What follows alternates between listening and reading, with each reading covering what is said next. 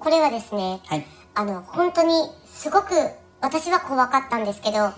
想像しながら本当に聞いていただけたらと思うお話です。はい。私が高校生の頃にですね、はい。1週間ほど、とある親戚の違う県なんですけど、親戚のお家にですね、おじさんとおばさんの家に1週間ほど泊まった時の話なんですけど、ここのおじさんとおばさんのお家ですね、本当にザ・カントリーというか本当に田舎なんですよ。隣のトトロに出てくるお家みたいな、もう隣の家までもちょっと距離があって、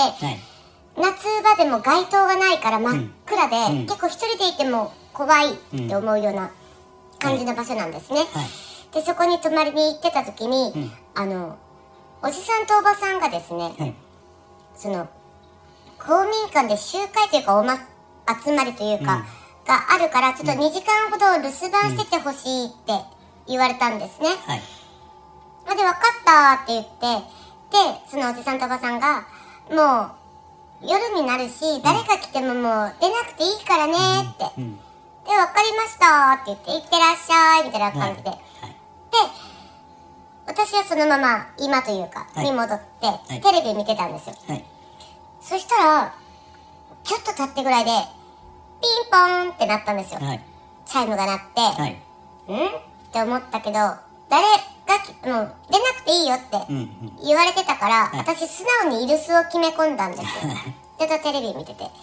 そしたらまたピンポーンってなるんですよ。なんか用事があるのかな、時間的にもまだ8時なってるかなってないかぐらいの時間だったから、おかしくない時間なんですよ、人が来ても。どうしようとか思いながら、けども出なかったんです。でもピンポーンってなるから、ってちょっと考えてたんですね。これちょっと出なくてもいいって言われたけど、用事があるからそんなに鳴らしてるわけでしょ、って思って、って思った瞬間に空気がドゥンってなったんですよ。しまったと思って、もしかしたらこのピンポンってなったの、本当はなってないのかもしれないって思ったんですね。それからめちゃくちゃ怖くなっちゃって、ドゥンってなってるし、もうドキドキドキドキしだして、おじさんちですね、猫飼ってるんですけど、それまで猫はテレビの前にいたんですよ。なのにドゥンってなってから、その猫パーってきて私の膝、足の上で丸くなって、でもしきりに私の後ろをこう、わかります、見ようとしてるわけですよ。気にしてるわけですね。そう。で、いやもう私すごい怖くて、なんかもう見れないんですよ。後ろ確認できない。普通ならはーって見たりするけど、なんかもうこのドキドキが、絶対なんか関わっちゃいけないと思って、動物的感っていうんですかね、絶対無理だと思ってたんですね。そしたら普通ですね、ピンポンごめんくださいって言うじゃないですか、じゃなくて単調な声で、ごめんくださいってずっと言うんですよ。ごめんくださいもなの、だってもう家の中に入ってきてるからですね。ほんと真後ろなんですよ、聞こえる声が。私座椅子に座ってたんですけど、ほんと座椅子の真後ろぐらいで、ごめんください、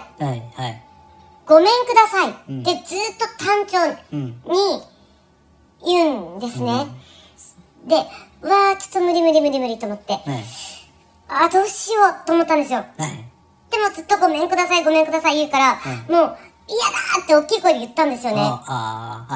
そしたら、〇〇さんのお宅ですかって聞くんですよ。これも本当に単調なんですよ。例えば、京太郎さんのご自宅ですかって普通、なんかあるじゃないですか、イントネーションが。じゃなくて、もう、一定音なんですよ。〇〇さんのお宅ですか、〇〇さんのお宅ですか、もう、ごめんくださいがこれしか言わないんですね。余計不気味じゃないですか。じゃあ、もう無理と思って。それはじゃあ、おじさんとおばさんの名前を言ってってことですか？いや、もう知らない人の名字。違うんですか。そう、例えば、おじさんの名字がキティさんだとするでしょ。キティさんのお家ですかならわかるけど、マイメロさんのお宅ですかって言ってるみたいな感じなんですよ。いや、知らない人だし、やばいと思って、もうって思ってたんですよ。したら、さっきも言ったけど、私テレビ見てたんですよ。そのテレビが、ブツンって消えたの、勝手に。もう、最悪と思って、真後ろにごめんください。〇〇さんのお宅ですかは聞こえるし、テレビ勝手に消えるし、もう私の唯一の心の拠り所って本当に猫なんですよ。やばいと思ったけど、人間って不思議なことに、パッて消えると見ちゃうんですよ。パッて思ってテレビを見たら、画面に、バーって口を大きく開けた、老婆の、なんか、なんとも言えない、こう、怒ってるのか、泣いてるのか、わからないけど、大きな口を開けて、ぐにゃんって顔が歪んだ老婆の顔がバーンって映ってたんですよ。一瞬映ったんじゃなくて、映ってたんですよ。それ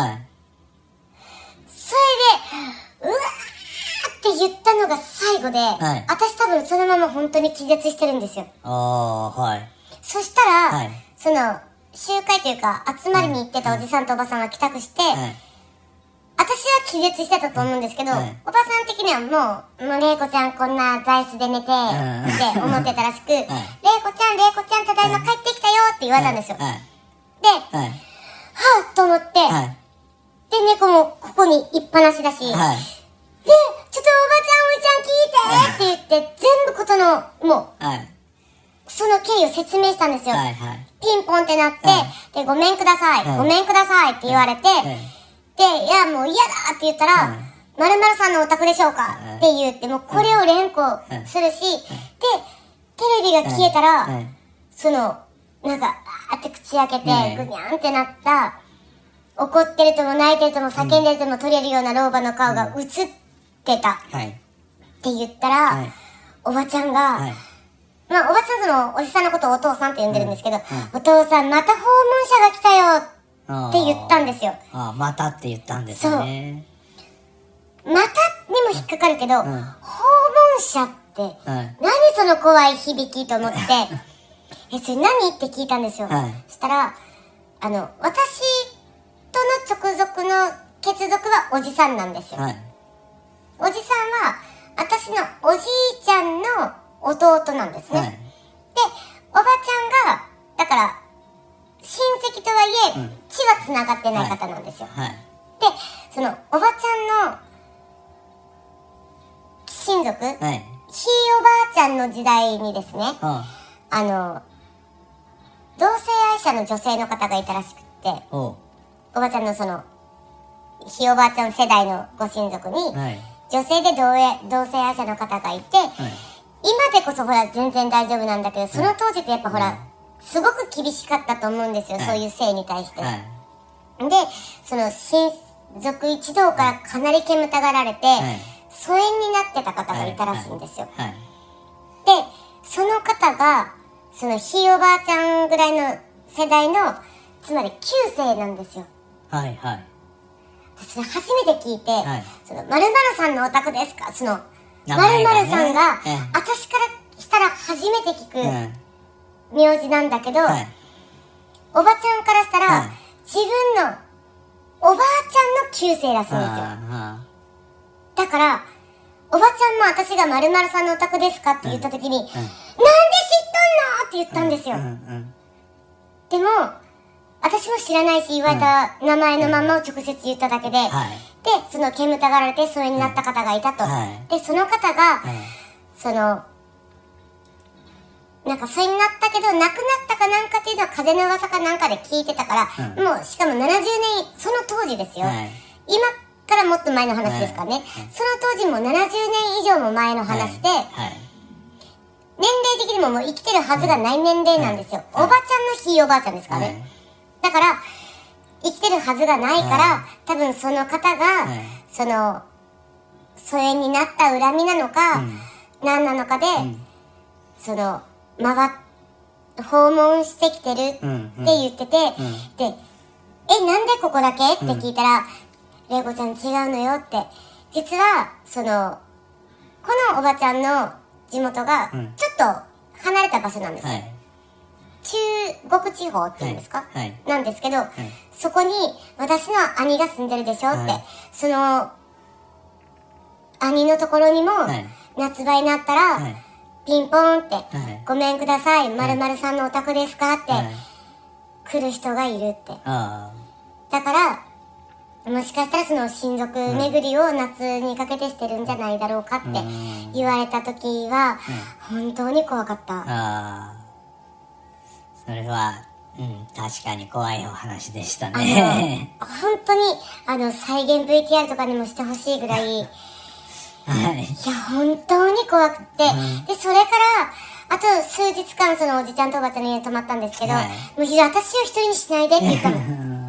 絶対に一人にしないでって、すごい怖かったです。わかりました。それは、もしこれを再現 VTR にしてみようっていう思われる方がいらっしゃったら、ぜひ、ご連絡ください。でも私全力でビビりますよ。それはでも見てみたいですからね、再現された VTR。そうですね。はい。ありがとうございました。ありがとうございました。